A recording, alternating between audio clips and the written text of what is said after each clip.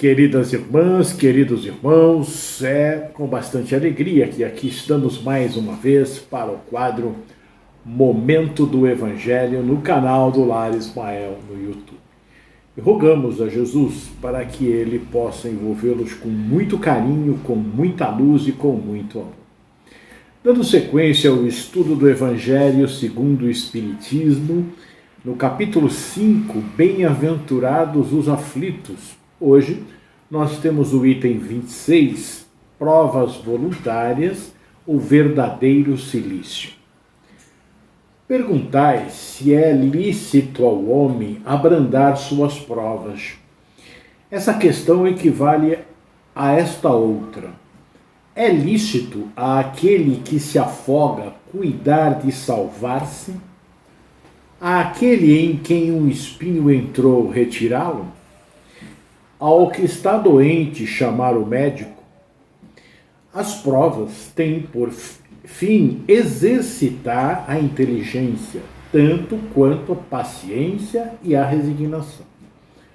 Pode dar-se que um homem nasça em posição penosa e difícil precisamente para se ver obrigado a procurar meios de vencer as dificuldades. O mérito consiste em sofrer sem murmurar as consequências dos males que lhes não seja possível evitar, em perseverar na luta, em se não desesperar se não é bem-sucedido. Nunca, porém, numa negligência que seria mais preguiça do que virtude. Essa questão dá lugar naturalmente a outra. Pois, se Jesus disse, bem-aventurados os aflitos, haverá mérito em procurar alguém aflições que lhe agravem as provas por meio de sofrimentos voluntários? A isso responderei muito positivamente. Sim, há grande mérito quando os sofrimentos e as privações objetivam o bem do próximo, porquanto é a caridade pelo sacrifício. Não quando os sofrimentos e as privações somente objetivam o bem daquele que a si mesmo as inflige, porque aí só há egoísmo por fanatismo. Grande distinção cumpre a que se faça. Pelo que vos respeita pessoalmente, contentai-vos com as provas que Deus vos manda e não lhes aumenteis o volume, já de si por vezes tão pesado. Aceitá-la sem queixume e com fé, eis tudo o que de vós exigir. Não enfraqueçais o vosso corpo com privações inúteis e macerações sem objetivo, pois que necessitais de todas as vossas forças para cumprirdes a vossa missão de trabalhar na terra. Torturar e martirizar voluntariamente o vosso corpo é contrário à lei de Deus, que vos dá meios de o sustentar e fortalecer. Enfraquecê-lo sem necessidade é um verdadeiro suicídio. Usai, mas não abuseis, tal a lei. O abuso das melhores coisas tem a sua punição nas inevitáveis consequências que acarreta. Muito diverso é o que ocorre quando o homem impõe a si sofrimentos para o alívio do próximo.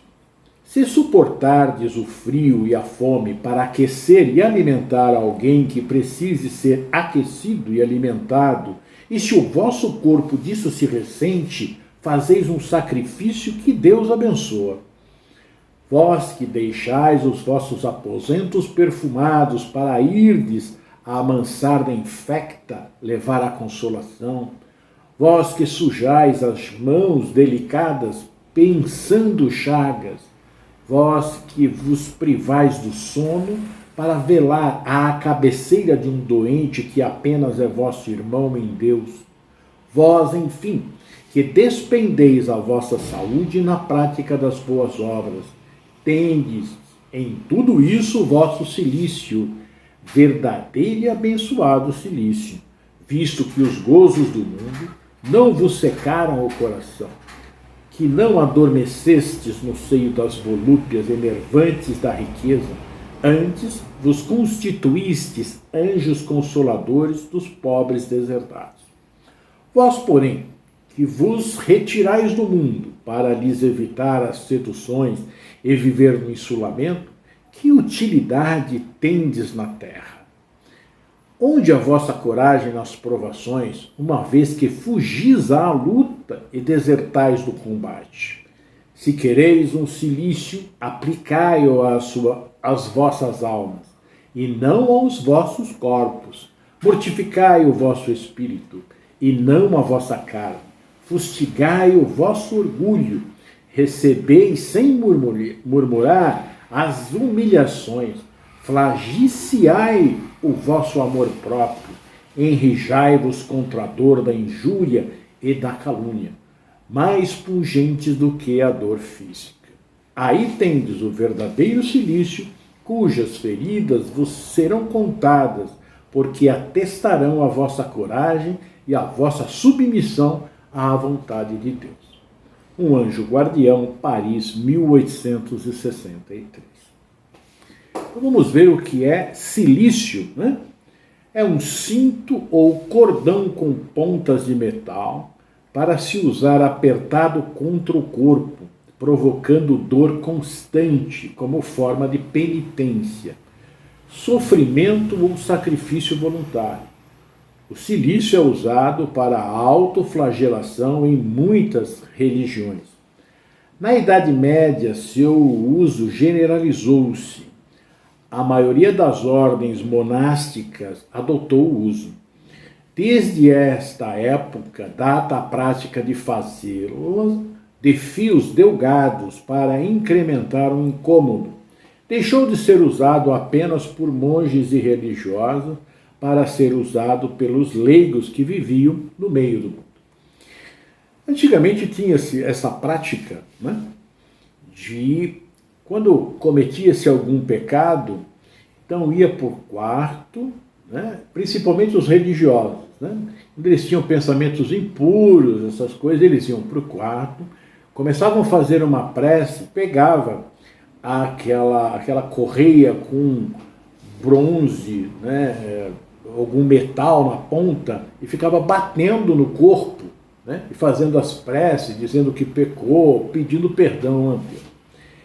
Era uma prática, né, que não adiantava nada, porque, na verdade, nós temos que dominar o nosso espírito egoísta, né, e orgulhoso. Esses dois males que afligem muito a toda a humanidade. Esse cilício foi aplicado porque os religiosos, como Jesus disse, bem-aventurados os aflitos, então, eles queriam aumentar a dose das suas aflições e, dessa forma, purificar o seu espírito.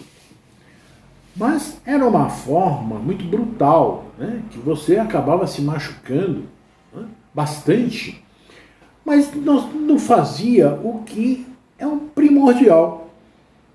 Era procurar acertar a sua vida através dos seus bons pensamentos, da compreensão verdadeira da lei de Deus, quando ele diz que nós devemos amar ao próximo como a nós mesmos.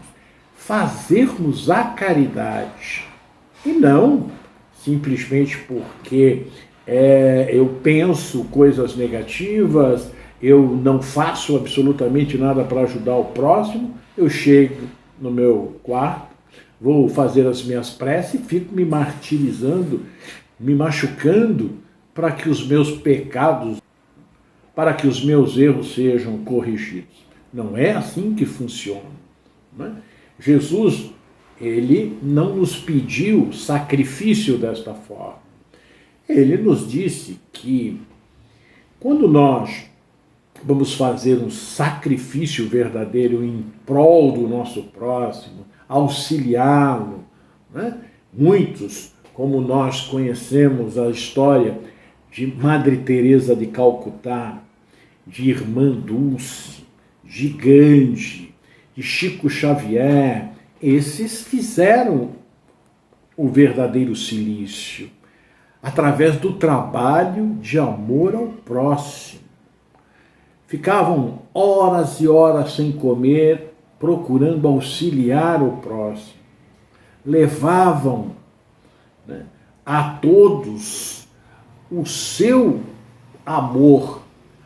Eles estavam presentes ali para auxiliar aquelas pessoas que tinham necessidade de pão, necessidade de serem ouvidas, necessidade de serem confortadas.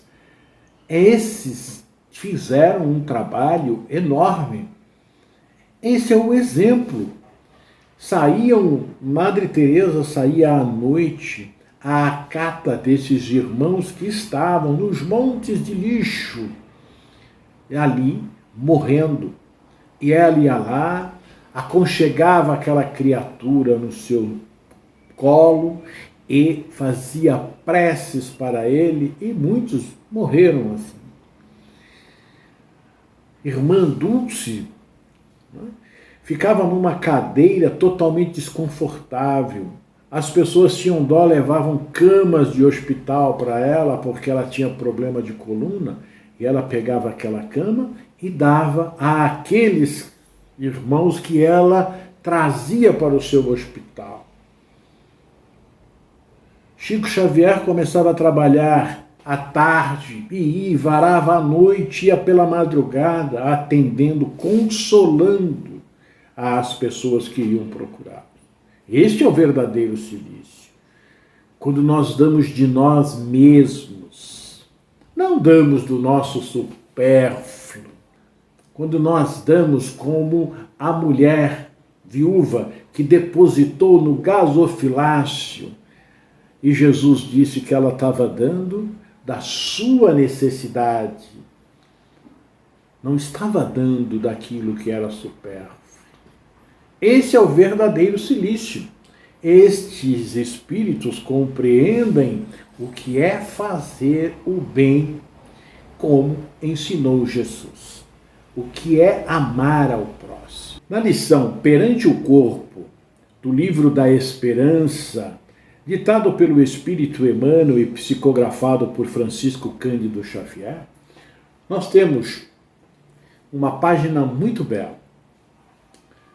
Vós sois o sal da terra, e se o sal for insípido, com que se há de salgar? Jesus, Mateus 5:13. Torturar e martirizar voluntariamente o vosso corpo é contrariar a lei de Deus, que vos dá meios de a sustentar e fortalecer. Enfraquecê-lo sem necessidade é um verdadeiro suicídio. Usai, mas não abuseis, tal a lei. Está no capítulo 5. Bem-aventurados os aflitos, no item 26 que nós lemos. Frequentemente atribuís ao corpo as atitudes menos felizes que te induzem à queda moral, e por vezes diligenciais em enfraquecê-lo ou flagelá-lo a pretexto de evitar tentações.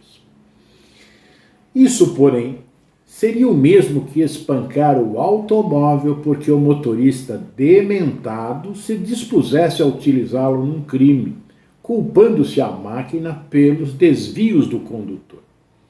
Muitos relacionam as doenças que infelicitam o corpo, quase todas por desídia do próprio homem, olvidando, contudo, que todos os patrimônios visíveis da humanidade na Terra foram levantados através dele. Sócrates legou-nos ensinamentos filosóficos de absoluta originalidade, mas não conseguiria articulá-los sem o auxílio da boca.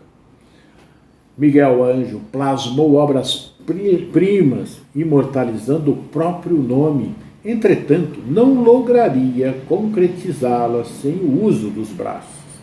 Desde Colombo, arriscando-se ao grande oceano para descortinar terras novas, aos astronautas do tempo moderno, que se lançam arrojadamente no espaço cósmico, é com os implementos físicos que se dirigem os engenhos de condução. Da prensa de Gutenberg às rotativas de hoje, ninguém compõe uma página sem que as mãos funcionem ativas. Do alfinete ao transatlântico e do alfabeto à universidade, no planeta terrestre, tudo efetivamente é levado a efeito pelo espírito, mas por intermédio do corpo. E sem dúvida que pensamentos e planos sublimes ainda agora fulguram em torno dos homens com respeito à grandeza das civilizações do porvir. Contudo, essas ideias gloriosas estão para a realidade humana, assim como a sinfonia na pauta está para a música no instrumento. Do ponto de vista físico, é necessário que a inteligência lhe dá o curso necessário e a devida interpretação. És um espírito eterno em serviço temporário no mundo. O corpo é teu refúgio e teu bastão, teu vaso e tua veste, tua pena e teu buril, tua harpa e tua enxada. Abençoa, pois, o teu corpo e ampara-lhe as energias para que ele te abençoe e te ampare no desempenho de tua própria missão. Vemos então aqui que Emmanuel está nos mostrando que o corpo é a ferramenta do espírito. Ele só vai agir de acordo com o que o espírito comandar. Então não adianta eu cometer um ato ruim, fazer mal ao próximo, desejar mal ao próximo e macerar o meu corpo, siliciar o meu corpo. Ele, sem o meu comando, não vai fazer nada. É o exemplo que ele deu do automóvel. Vamos bater no automóvel porque o cara bebeu, saiu e bateu no poste. O trabalho que nós devemos fazer é dominar o nosso espírito. Trabalharmos no intuito de ir entendendo os conceitos que Jesus nos trouxe e seguir este caminho. E aí há um trabalho bastante grande que nós temos que fazer. Todos nós temos que fazer, não importa qual religião ou sem religião. Este crescimento do espírito, ele é inevitável. Todos nós temos que passar por este caminho, que é a porta estreita, através da caridade, através do amor. Você vai aprender a amar a todos, indistintamente. E esse é o trabalho, esta é a prova que nós temos que passar. O caminho é árido, o de amar a toda a humanidade. E nós vamos começar com o nosso ciclo.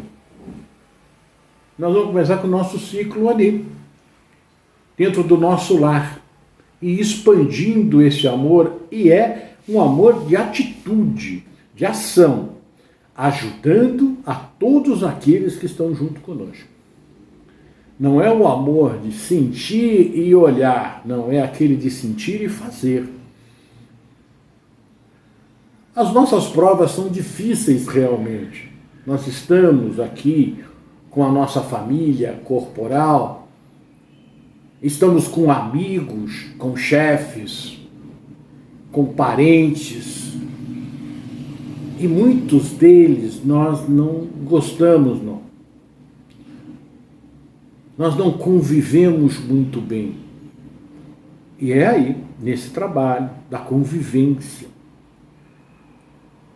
E é tão bonito isso porque nós temos ao nosso redor N situações que nos mostram que precisam ser trabalhadas. Eu estou passando na rua e encontro um irmão com fome, caído, eu tenho que ter um sentimento por ele. Eu tenho que buscar auxiliá-lo. Mas eu não posso, eu não tenho condições nesse momento de auxiliá-lo, mas eu tenho condições de fazer uma prece por ele. Eu vejo um irmão roubando o outro, matando. Eu vejo irmãos fazendo um monte de artes por aí. E eu posso ajudá-los. Através dos meus pensamentos de amor, não de julgamento. Porque ele já é infeliz por ele mesmo, por estar fazendo esses atos desagradáveis. Mas como não somos espíritos eternos e tivemos várias vidas, será que nas vidas anteriores eu também não fiz isso? Consultando a história e vendo deploráveis guerras, revoluções, crimes de todas as formas, nós éramos bárbaros, o que não devemos ter aprontado, o que não devemos ter feito. E aí reencarnamos para que estas provas nos eleve na condição de espíritos melhores. Então já é difícil eu passar pela minha prova e eu ainda vou machucar o meu corpo, culpar o meu corpo pelas minhas ações, porque o espírito é o ser inteligente, o corpo é a máquina. Eu tenho que curar a causa, não o efeito. E a causa é o meu orgulho e o meu egoísmo. Ela nasce ali.